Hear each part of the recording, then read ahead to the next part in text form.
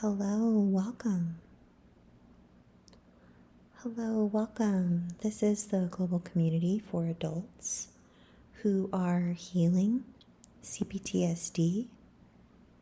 My name is Athena, and I'll be facilitating our time together tonight. We've all been showing up here together for about 10 years now. We arrive here once a week, and we've been sharing what works for us in our healing journey, and we also share what hasn't been working for us in our healing journey. And this is a place where we come and we check in with one another, and it's kind of a touchstone, a place for those of us who have a similar lived experience of repeated relational trauma. We choose to come here and meet up once a week and sort of stay connected to community. And what we've been doing over the past few years is some nervous system regulation, some emotional regulation tools. We do some breath work together. We have a meditation. We have a compassionate healing strategy that I share. It's written by Dr. Ariel Schwartz. And we also have a healing, loving the self affirmation written by Lisa A. Romano. And the meditation or devotional that we go through every week together, that's written by Morgan Harper Nichols. And her artwork is what you see up on the screen right now. And Morgan Harper Nichols can be found at the Storyteller Co. Dr. Ariel Schwartz can be found on her website, Dr. Ariel Schwartz. And Loving the Self Affirmations, written by Lisa A. Romano, can be found. It's a free download. All of this is free, and you can download that on Lisa's website at lisaaRomano.com. So the book that I'm reading to you out of for the compassionate healing strategy, written by Dr. Ariel Schwartz, much of her writings that are published, many of them started out as blog posts. So you can find her blog, and she sends out occasional emails, and she posts a lot on social media, oftentimes free recordings of yoga classes and grounding techniques, and I highly recommend following all three on social media if you're looking for some inspiration and some grounding and just some glimmers or some smiles. Again, it's Morgan Harper Nichols, Dr. Ariel Schwartz, and Lisa A. Romano. So I want to pause and say hello and warmly welcome you if this is your very first time here with us. If you're listening on a replay, we warmly welcome you to our community. Your presence with us is felt and valued, and we're so glad that you're here. And I want to pause before we do our breath work together, and I want to warmly welcome those who are here to participate in our time together in the chat box. Hello, warm welcome to you, Kate. I'm sending you hearts back. Hello, Jeffrey Sherman. I'm sending you hugs back. Hello, John Harvey. Hello. Oh, hello, Ninja Taco. Hello, Mandy J and Lil J. Hello, Midnight Blue. Hello. It is so good to see each of you. Oh. Oh, yes. Thank you so much, Jeffrey Sherman, for the accountability. Yes, I got some rest. I did. I was able to get a little bit of rest, not as much rest as I thought that I was going to get, because I thought that my blackout curtains would be done by Wednesday, because Wednesday is my one day off where I don't have any private clients. I don't have any work that I do at the foundation. But my curtains weren't ready on Wednesday. I didn't get the message until a day or two later, and so I didn't get them hung. But I am getting my blackout curtains hung for sure, 100%. At least I believe it's 100%. This coming Friday. So on Friday night, I will sleep much, much, much better, because I won't have. Even just thinking about it makes me yawn. Oh my goodness. I won't have a street light shining in on my eyes. But I appreciate the accountability. Thank you so much for remembering, Jeffrey Sherman. I want to pause and intentionally say thank you to you, John Harvey, and you, Ninja Taco. You, Recovery Buddy. Thank you to both of you for all you do, for being here week after week, month after month, year after year, and coming up on pretty much almost a decade. Thank you for moderating the chat stream. Thank you for keeping this, making sure that this is a safe space for all of us to join together with one another and check in with one another. I really, really, really appreciate it. Hello, warm welcome to you, Sue. Am I meeting you for the very first time? I think I might be meeting you for the very first time. Yes, Sue says first time here. Well, we warmly welcome you. We're so glad you're here. Hello to you, Natalia. Am I meeting you for the very first time? Let me see. I must have missed a whole bunch. Hello to you from Norway. I'm waving to you all the way from here, all the way across the pond.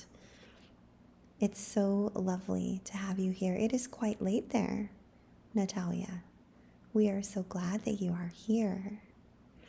Kate is warmly welcoming all new community members. We're so glad that you're here. Oh, you're so welcome. We're really glad you're here. So this is what we're going to do. I know I already mentioned it, but I always like to tell you what we're going to do what I said we were going to do, and then tell you what we did, because that's what I was taught to do. It's very effective. So, as I mentioned a few minutes ago, we're going to do some breath work. We're going to have a meditation. We're going to have a compassionate healing strategy. And we are going to end our time together with a loving the self affirmation. So I am going to grab a sip of water as per usual. And I don't want to lose my voice. And as I grab a sip of water and adjust my pillow, I have a pillow supporting my posture. I want to invite you to get very, very comfortable.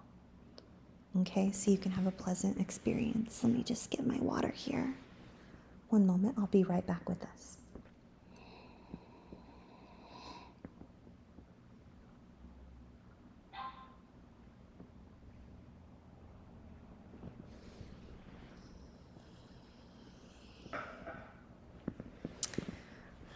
As usual, my little robot, I think we named her Bravathina. It's a little like a Roomba. She always talks to me when I'm talking to you for some reason. It's like she wants in on the love. I hear you, Bravathina. We are all with you. There are 20 of us, and we are all saying hello to you, Bravathina. So yeah, if she starts talking again and making noises again, it's better than the trucks backing up, right? Usually it's the trucks backing up. So we'll just go with it. Hopefully she doesn't start making all kinds of. So she has like a little song that she plays. hopefully she won't play the song, and then we can just enjoy our quiet time together here. So we're going to do the 4-7-8 breath today, as is outlined here. It was part of our healing strategy for last week, restorative breath. Dr. Ariel says, every time we breathe in, we engage our sympathetic nervous system. And while each time we exhale, we engage our parasympathetic system. We can turn our body's relaxation response on by exhaling longer than we inhale. So to experiment with this, we are going to inhale for a count of 4. We're going to pause for a count of 7. And we're going to exhale for a count of 8. And if at any point you notice that pausing or holding your breath creates a feeling of anxiety or panic, please, please, please, as with everything, take the best, leave the rest. You can either reduce the length of time that you pause or just drop the pause altogether. The most important thing is for you to remember that this is just an experiment, okay? It's really wise for us to take our time and notice the feedback that we receive from our body and from our mind, and all the healing strategies that we've been discussing over this past year. They're not one size fits all. They're just not. So as we do our breath work together, please just remember that if it doesn't feel good for you, just skip it, okay? I will count us in on our first breath together and on our fourth breath together. And then on our second and our third breath, we will be on our own, okay? So, without further delay, we're going to start our 4-7-8 breath. In for 4, pause for 7, out for 8. Okay? Here we go. Breathe in 3, 2, 1. Inhale. 3, 2, 1. Pause. 6, 5, 4, 3, 2, 1. Exhale. 7, 6, 5, 4, 3, 2, 1. On your own now.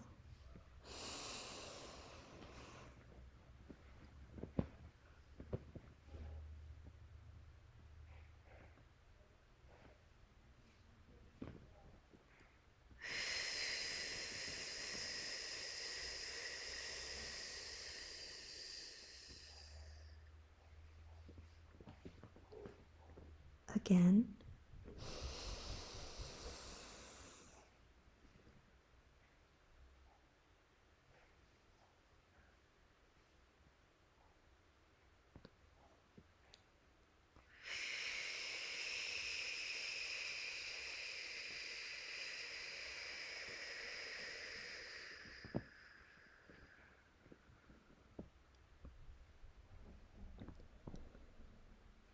Last time. Inhale in 3, 2, 1. Breathe in. 3, 2, 1. Pause. 6, 5, 4, 3, 2, 1. Breathe out. 7, 6, 5, 4, 3, 2, 1. Well done. Beautiful. How did that feel?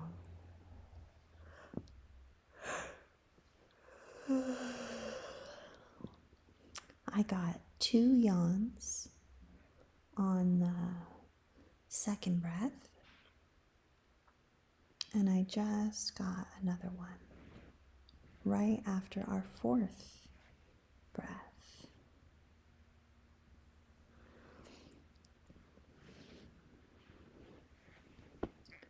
So please continue to feel free to relax as I read our meditation.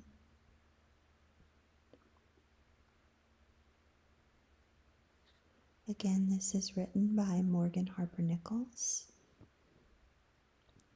And our theme this week is growth and hope.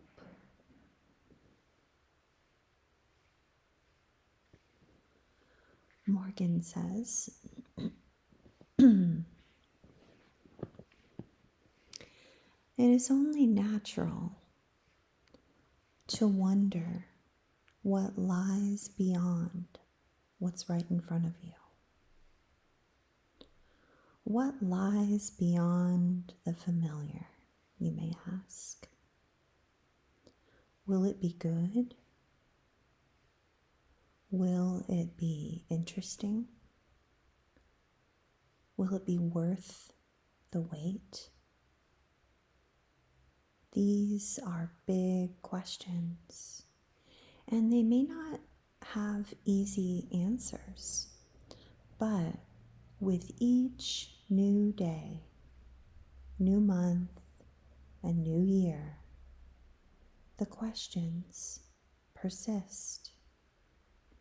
It's only human to be curious about what could be, especially as the weight of the unknown intensifies.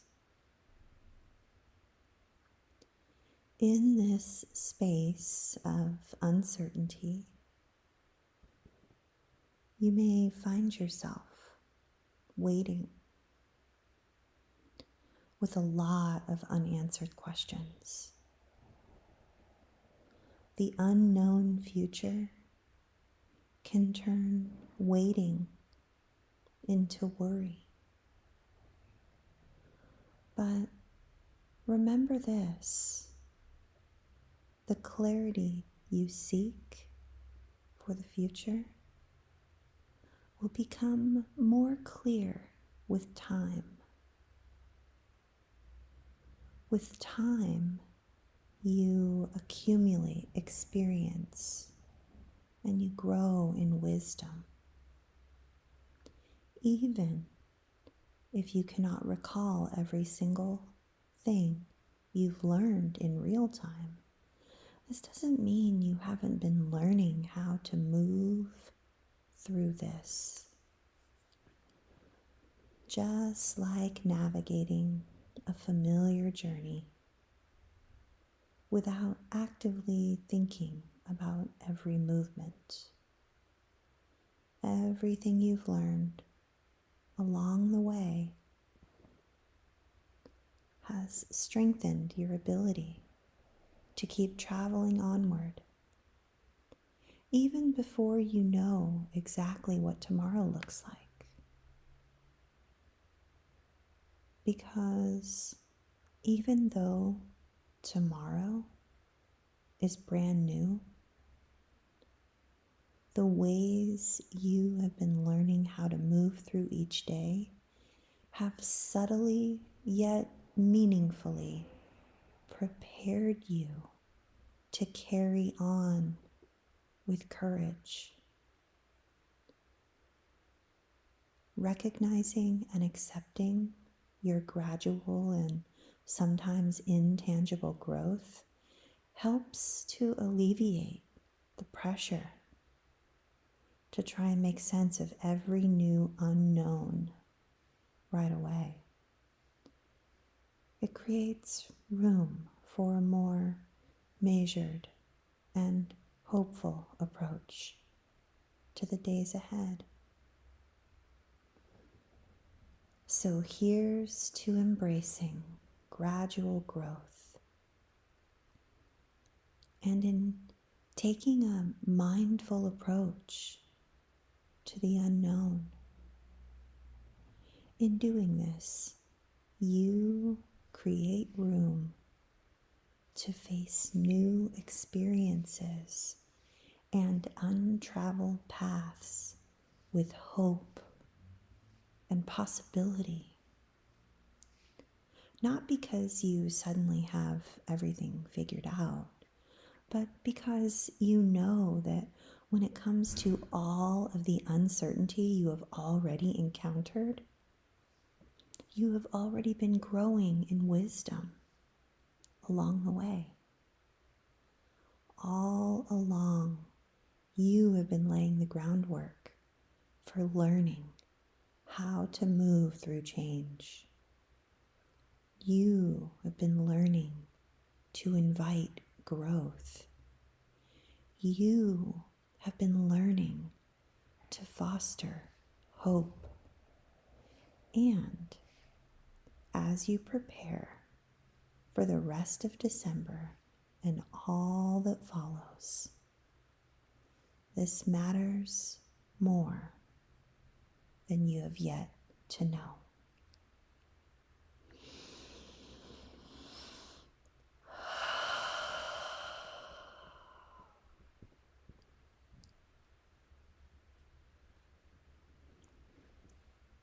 How was that? I love Morgan.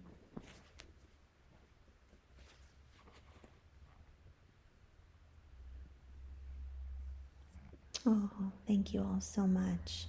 I appreciate the likes, the thumbs up. Thank you for subscribing to the channel. I appreciate you. Morgan Harper Nichols just has such a poetic way about her. I feel like she really sees me, like she really gets it. I read in one of her recent posts on Facebook that she recently relocated, I believe from, maybe it's Australia, maybe not, but I believe she moved back to Georgia, where she's from. And it's just so interesting to see how much more frequent she's been posting. And maybe my algorithm is just different now, and that's why I'm receiving more posts. But gosh, I just find all of her artwork that she posts on Facebook and Instagram, and I just find everything to be so beautiful. She inspired me. Her artwork inspired me to get one of those.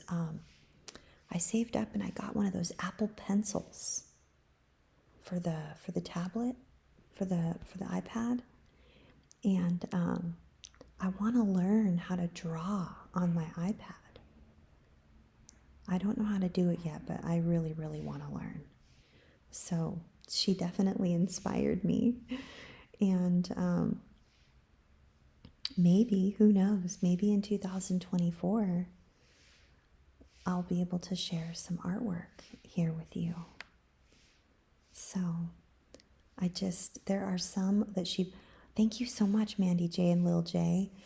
So like, if you look over at Morgan Harper Nichols on Facebook, her artwork is just breathtaking. I've been saving it into my phone so that when I'm traveling or I'm out running errands, or if I have it on my heart to send something to encourage a friend, that I'll be able to just easily send it. So I'll read you one so that you know what I'm talking about. I can't bring it up on the screen, but let's see here.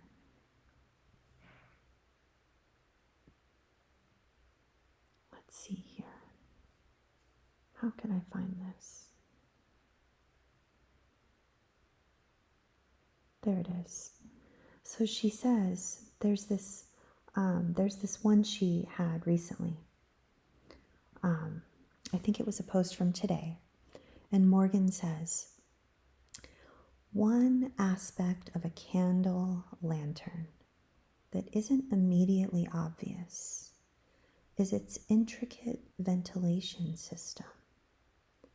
This system, while not only always instantly noticeable, plays a pivotal role in sustaining the flame, regulating its oxygen supply and ensuring that there is room for bold holding on and release.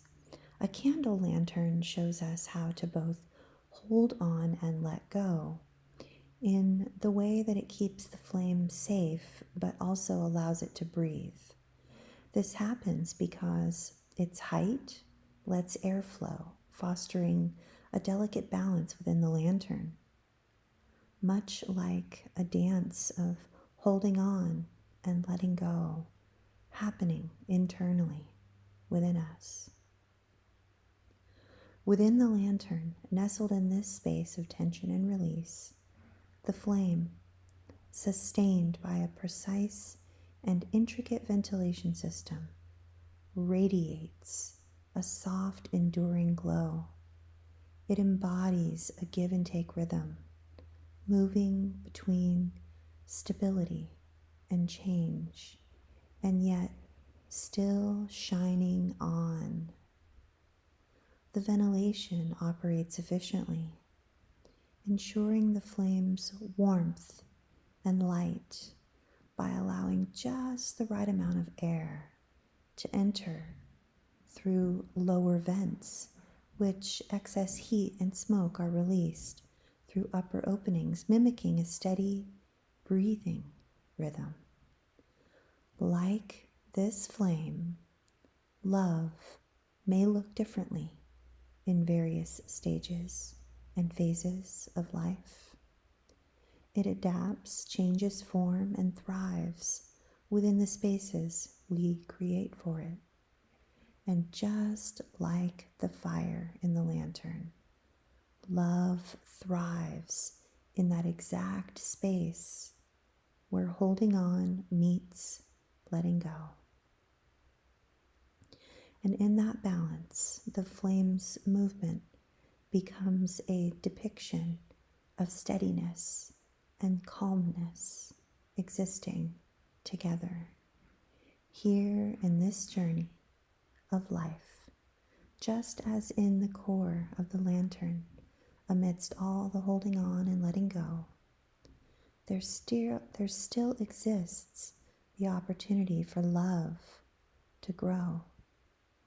Even here, there is room for love to rise and continue to be illuminated in life.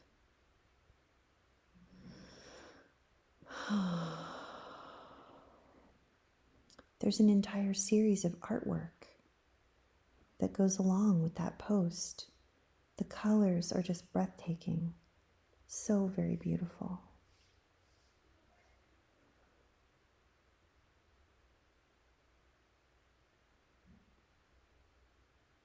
So I really hope that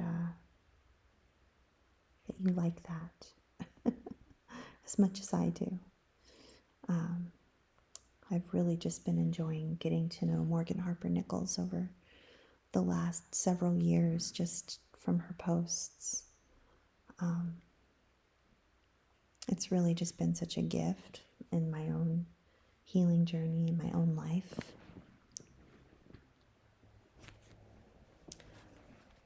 Thank you so much, Jeffrey Sherman. Yes, Sue, Morgan Harper Nichols, and you can find her just by typing into a search engine Morgan Harper Nichols, or I believe her website is The Storyteller Co.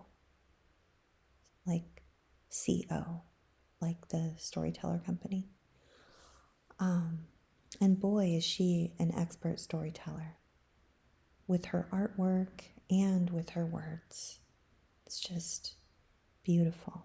I just love it.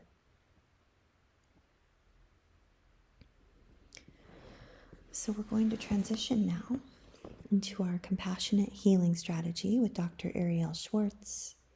I'm reading to you from the book titled A Practical Guide to Complex PTSD, Compassionate Strategies to Begin Healing from Childhood Trauma. So this week's compassionate healing strategy starts with a vignette. Actually, there are two vignettes. One is Tamara, and the other is Ben.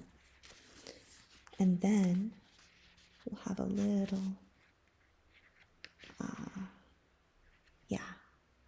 then we'll have some questions. So the healing strategy is titled Self-Awareness of Triggers. So we're increasing our self-awareness of our triggers so that we can prepare ourselves. Not so our triggers won't exist, but so that we won't feel as trapped. Okay? So we have two vignettes. The first one is Tamara. And Tamara says, "My mother never physically harmed me. She didn't have to. All she had to do was look at me in that critical, disapproving way. And I cowered. Every day of my childhood was like this. I was never enough to be accepted or loved. I always felt like I was in trouble or about to get punished. I still get a stomach ache when I think about it." End quote. Tamara's story is painfully common. A harsh and judgmental look on a parent's face has lasting consequences. One of the physical consequences is Tamara's stomach ache. Other common physical experiences include sweating profusely, having difficulty relaxing or sleeping, feeling a tightness in your chest, having a rapid heart rate, and experiencing difficulty breathing. These serve as reminders that often we cannot simply think our way out of flashbacks.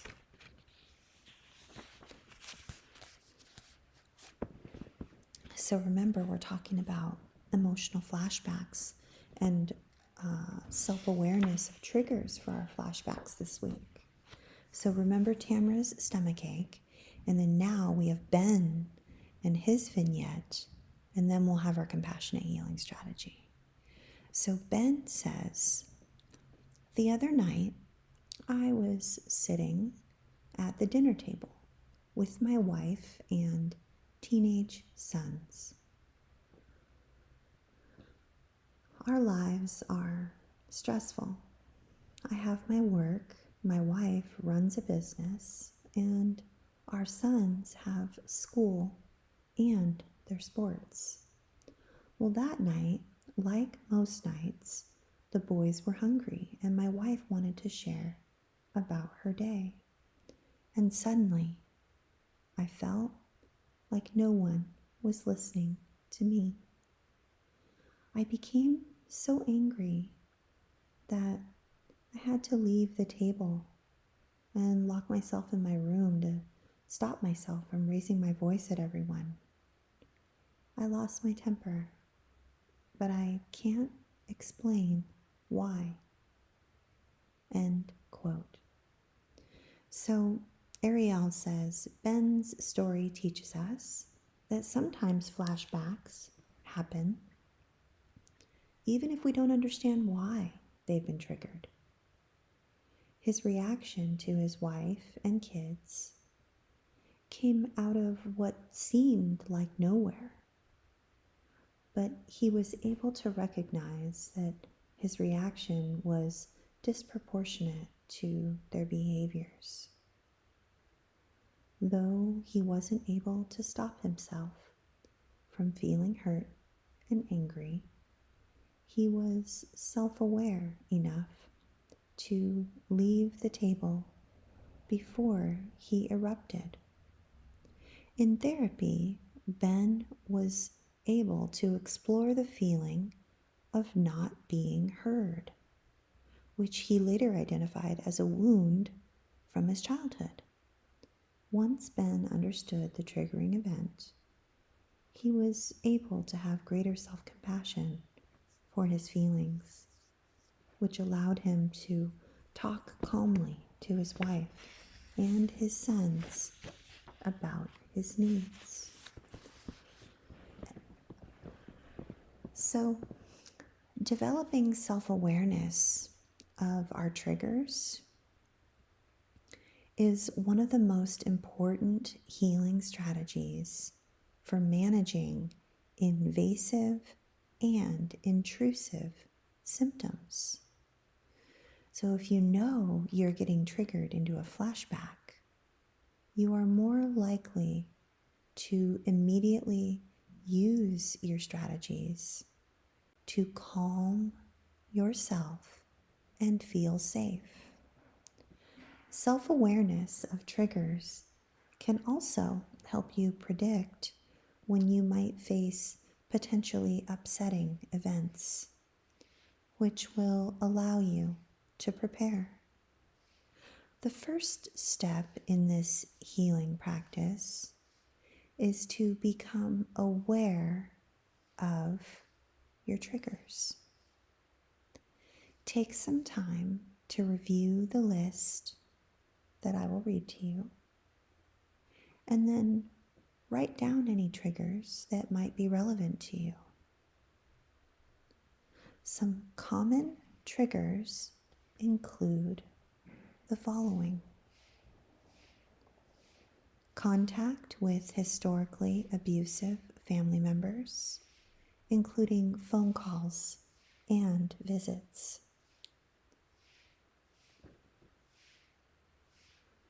Returning to your childhood home.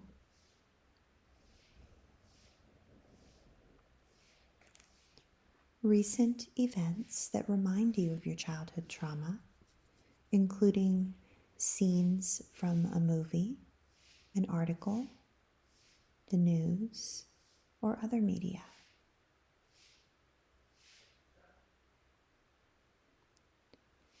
Experiencing conflict with a loved one, perhaps your spouse, partner, child, or friend. Feeling alone, abandoned, or rejected.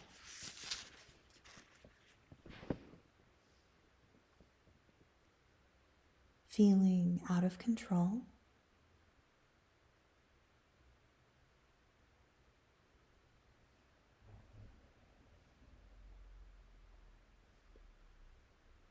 Experiencing a sensory reminder of the past, such as a smell, sound, or taste.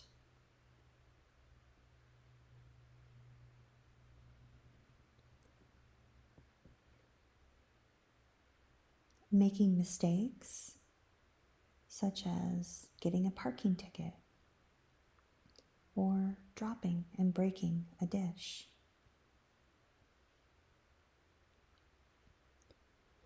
So once we have identified our triggering events, we can take a few minutes to reflect upon the emotions which arise in us with each triggering event. Do we feel afraid, angry, sad, or helpless? Or do we become excessively critical?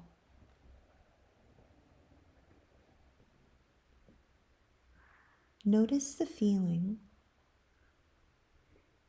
that you may have in your body with each triggering event. Do you feel anxious or jumpy? Is your heart racing?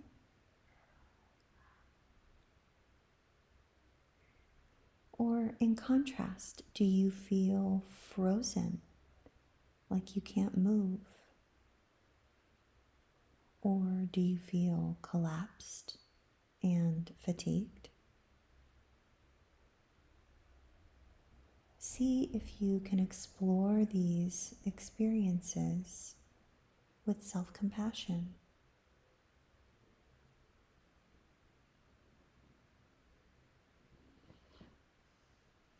And lastly, let us take a moment to consider whether these emotions and sensations feel familiar. Can you recall times in your childhood when you had similar feelings?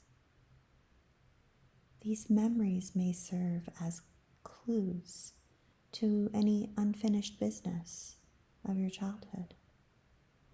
So once we have gained self-awareness of our triggering events, we might choose to share this information with our trauma therapist or with a safe enough loved one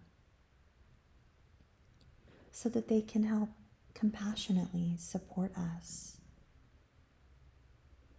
And in some cases, awareness of re-experiencing symptoms can help us to make wise decisions to stay away from triggering situations.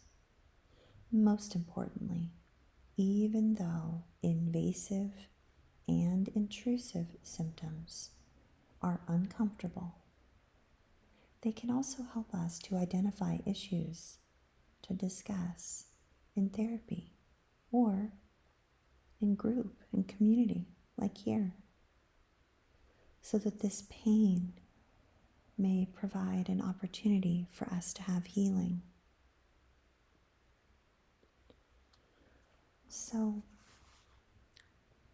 we've been focusing on identifying invasive and intrusive symptoms of CPTSD.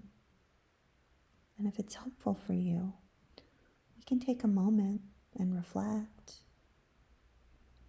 If you feel safe sharing in the chat box, I'll stay here with you and I'll compassionately witness you. Can you relate to any of the stories that we shared? Tamara or Ben? Has any part of our time together left you feeling distressed?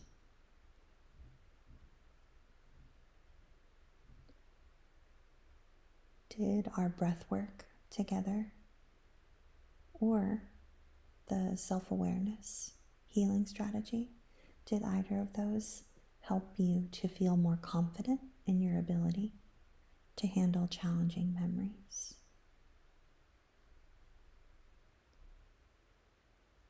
If so, I want to encourage you. You can rewatch this video, re-listen to this audio as often as you like. And we share new healing strategies here every single week. So next week, we're going to have our compassionate healing strategy. And it's titled The Weather Report and Forecast. And it is from acceptance and commitment therapy. And it's a healing strategy that you can add to your toolbox. So we're going to do that one next week. It's called The Weather Report and Forecast, in case you wanted to look that up. And it's adopted from what's called ACT, or Acceptance and Commitment Therapy. So that's next week. And then I want to remind you that Christmas falls on a Monday. So depending on what's going on with my loved ones, I may or may not be here on Christmas at 7 p.m. Eastern. I will let you know next week on Monday. So on the 18th, which is 1 week from today, I'll confirm with you here and let you know if I'll be here on Christmas. Okay? So we're going to end our time together with our loving the self affirmation.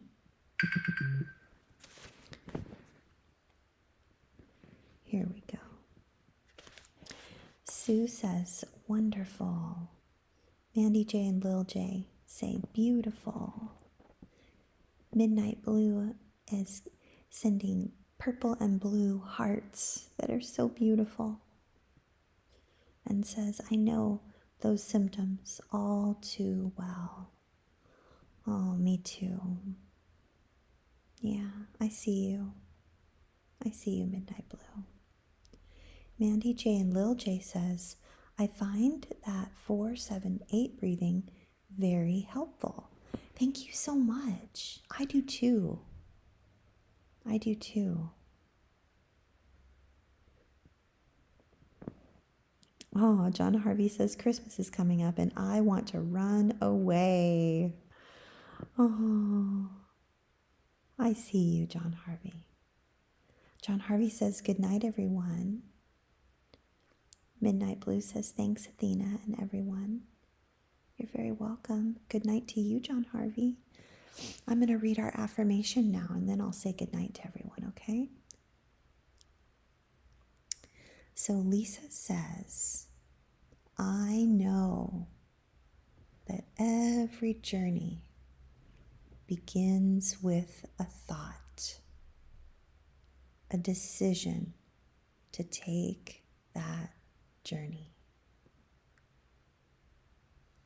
Today, I decide to think thoughts that remind me to stay committed to honoring the journey that will lead to myself.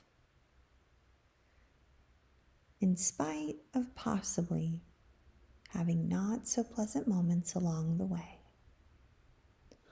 a large part of my healing will be learning how to embrace the not so good with the really, really good. No more running away from my feelings.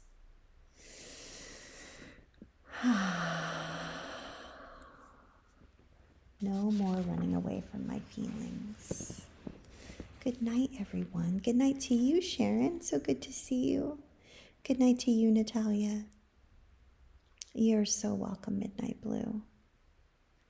Good night to you. Good night to each and every one of you. Please be extra kind and extra patient and extra gentle with yourself because you're worth it. And I look forward to seeing you back here on Monday, 7 p.m. Eastern. Unless I see you sooner, here's a link to, we have our community over on Circle.